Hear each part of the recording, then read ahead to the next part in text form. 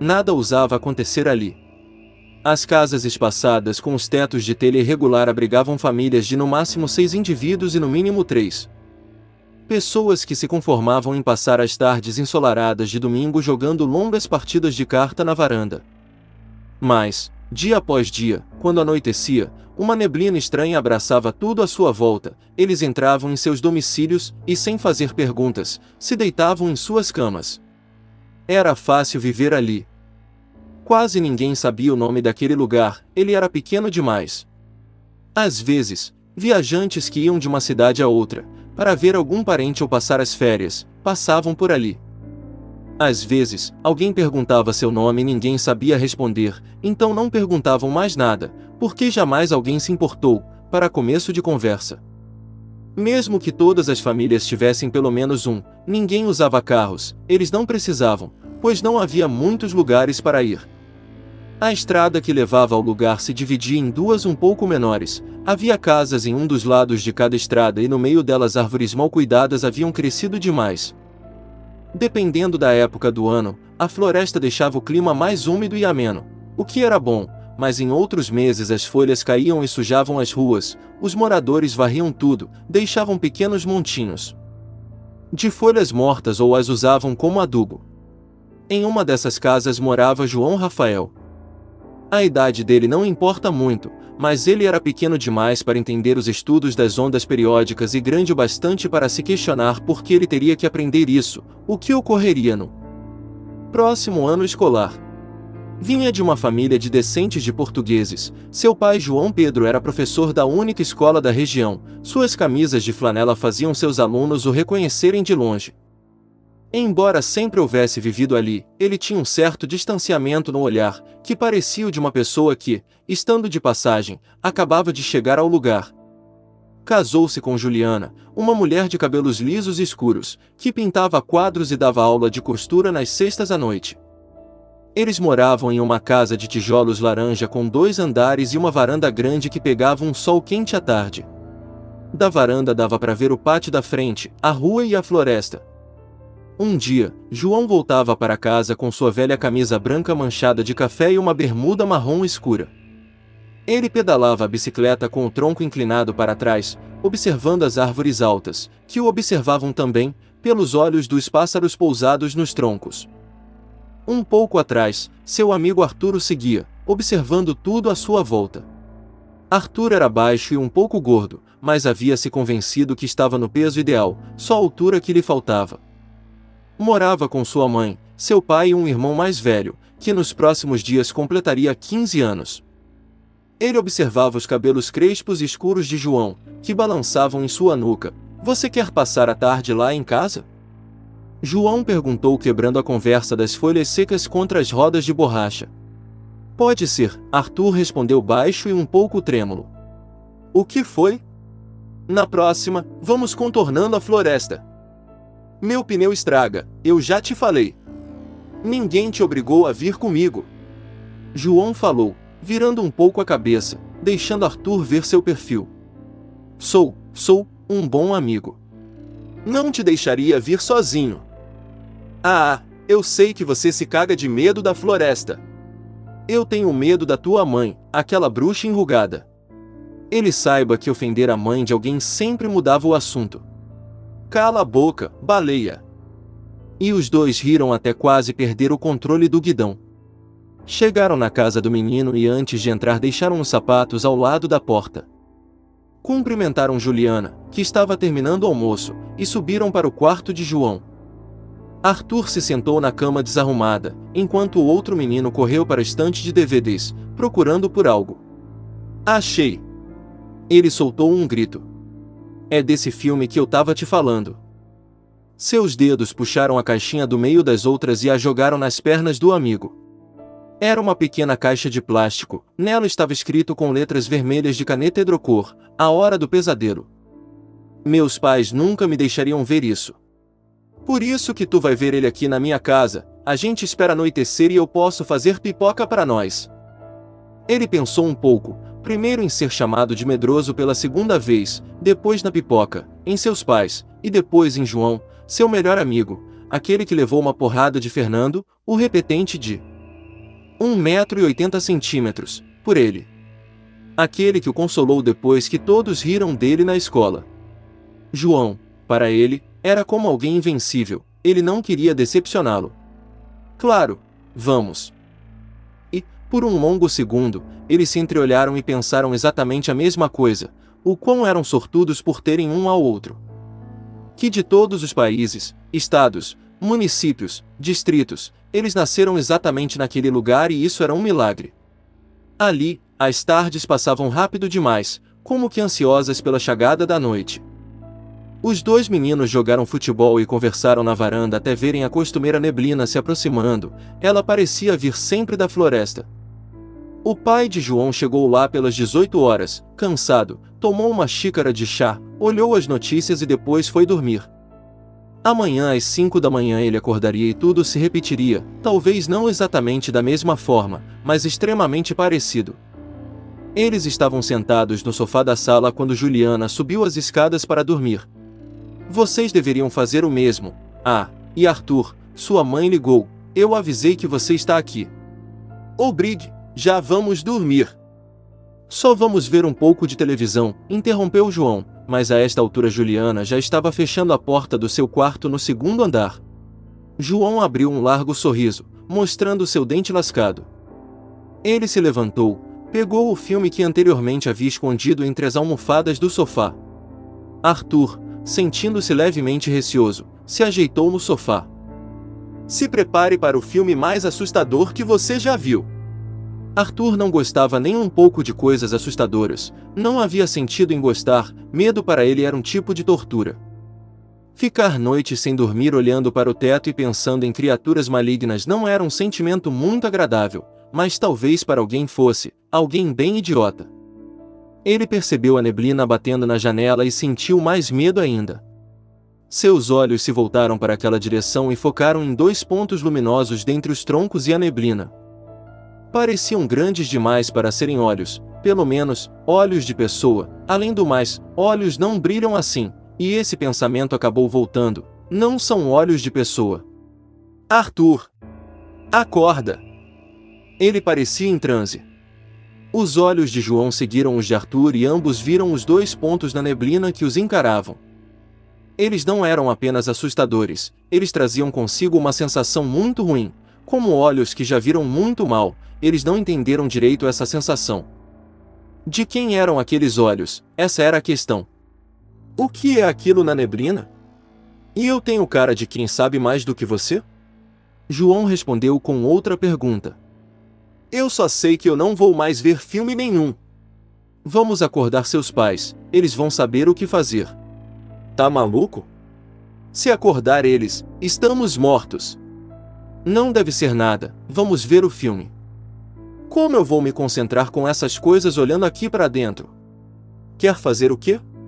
Se esconder? Deixa de ser medroso. Que saco! Eu vou lá ver o que é isso. Não. Por quê? Eu sou um bom amigo, teria que ir com você. E aconteceu que os dois ficaram possuídos por um estranho sentimento, uma mistura de insanidade e coragem que desconheciam até então. Eles abriram a porta da frente, a neblina quente entrou e foi para a sala sem ninguém a ter convidado. Nenhum dos dois entendeu direito como, mas talvez pela forma como ela se movia, ela parecia estar viva. Por um momento, lhes pareceu que estavam sozinhos, mas estavam lado a lado e continuaram mesmo assim. Calçaram seus sapatos e entraram neblina adentro, parecia errado, mas eles tentaram pensar em outra coisa e continuaram. Usaram as mãos para afastá-la dos olhos, assim conseguiram ver um pouco. A neblina entrava pelas suas narinas e parecia lhes fazer mal, mas como poderia fazer mal se era só água evaporada ou algo assim? Em uma rua vazia ao lado de uma floresta, duas pessoas pequenas perseguindo dois pontos luminosos na noite. Em suas mentes, 1000 pensamentos apostavam corrida em seus neurônios. E eles iam se aproximando, enquanto eles avançavam, mais aquele ser, qualquer que fosse, ia crescendo, e aquilo que parecia ser os seus olhos, aqueles pontos brilhantes, encarava ambos os meninos ao mesmo tempo. A criatura era maior do que eles imaginavam, uns 2,30 metros, mais ou menos. De onde eles estavam, só conseguiam ver uma silhueta que alternadamente crescia e diminuía. Era algo vivo, e estava respirando. Arthur tateou pelas costas de João até sentir sua mão. Chegou com o rosto perto do ombro dele e sussurrou: "Vamos voltar." Não foi exatamente uma pergunta, ou uma ordem. Ele sabia que agora era tarde demais para voltar. Mas João não respondeu, continuou avançando. A neblina cobriu o caminho de volta, e Arthur não teve coragem de soltar a sua mão. Com a outra mão, João fazia movimentos aleatórios à altura de sua cabeça, tateando o ar e a fumaça. Avançaram por mais alguns metros e perceberam ao longe uma forma ainda indefinida, que passo após passo ia ficando mais nítida. Logo perceberam que a criatura, alta e larga, tinha a cabeça alongada como a de um cachorro, ou lobo. Mas o corpo era de um homem como aqueles musculosos da TV, coberto de pelos que em meio à neblina pareciam escuros, quase pretos, sujos de terra em algumas partes e com diversos pedaços de tecido. Daquilo que parecia ter sido uma camisa de flanela. Ela não usava roupas, seus olhos eram completamente vermelhos, até na parte que deveria ser branca.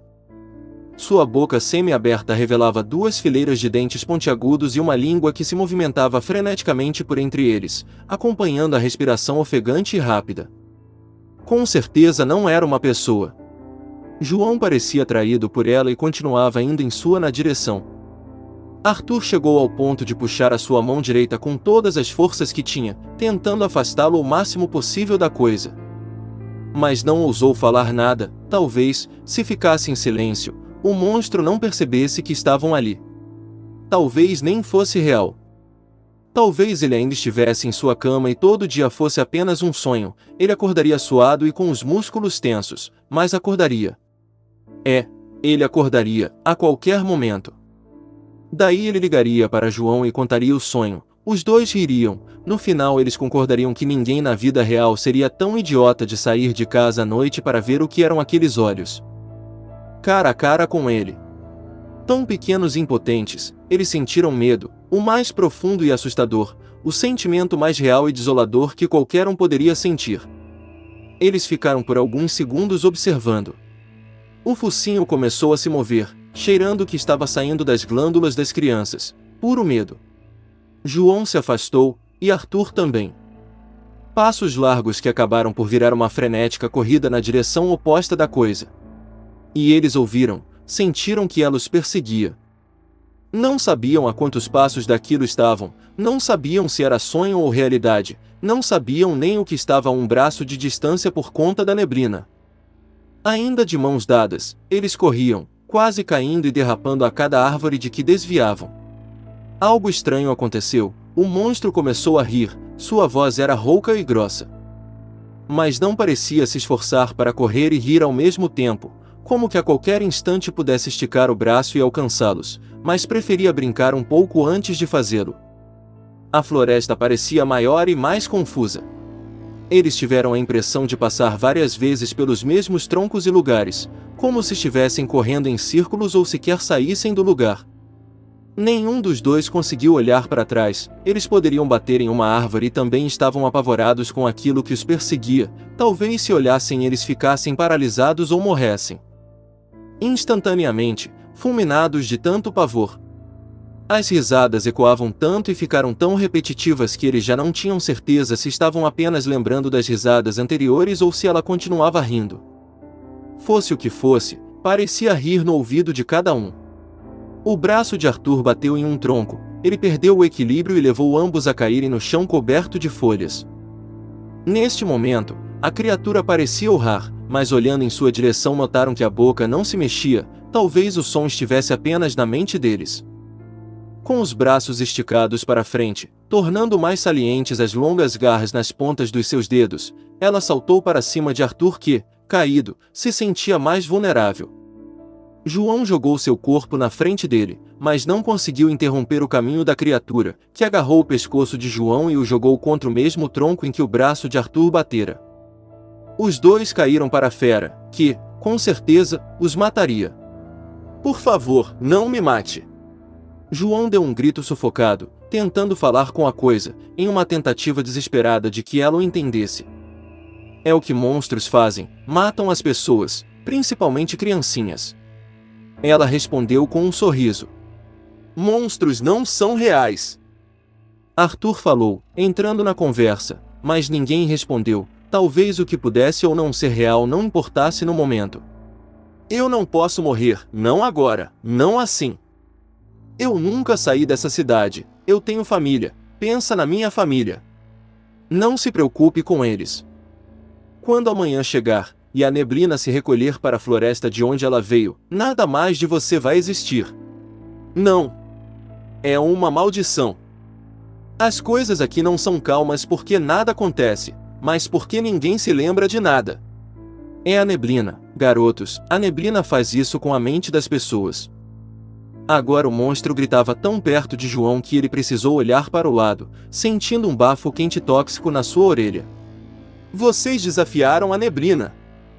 Toda essa cidade já se conformou com a maneira de as coisas serem. Mas vocês saíram de casa e vão ser esquecidos. Os meninos se encararam em meio a um turbilhão de pensamentos que passavam diante deles no momento. Um aconteceu mutuamente, ambos suspiraram e souberam o quanto eram sortudos por terem um mal. Outro. Um menino agarrado pela fera foi erguido no ar até uma altura em que ela precisou levantar a cabeça para ver seu rosto que, vermelho de raiva, a desafiava. Subitamente João olhou para Arthur e gritou, corra! Em uma fração de segundo que pareceu eternizar-se, muito aconteceu antes de fato, Arthur fugir, muito ele pensou e muito ele lembrou. Um arrepio transpassou o seu corpo quando, subitamente, lhe apareceram dezenas de rostos conhecidos que haviam sido arrancados da sua mente, dos quais ele preferia não ter lembrado, agora que sabia do destino que tiveram. Somente quando ouviu um leve sussurro que aos poucos foi aumentando, corra! Lembrou de momentos despreocupados com seu amigo, corra! Foi tomado de um sentimento crescente de angústia, corra!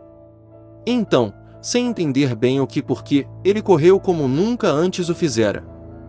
Foram os minutos mais longos de sua vida, ele sentiu tudo à sua volta mais forte e se sentia mais fraco ao mesmo tempo. As coisas ficam mais fortes à noite, seus pés tocando o chão estavam mais pesados, os barulhos, os pensamentos e suas lágrimas, que contornavam as redondas bochechas, pareciam mais densas e quentes. Arthur conseguiu ver sua casa, ela ficava do lado oposto da casa de João, eles seriam vizinhos da frente se não existisse aquela floresta. Acho que se não existisse aquela floresta muita coisa seria diferente, pensou. Ele a atravessou por toda aquela noite, ouvindo gritos e risadas por entre os troncos, folhas secas e galhos distorcidos. Ele entrou, subiu para o segundo andar tentando se convencer de que tudo não passará de um sonho. Tentando esquecer. Esquecer e ignorar é mais simples.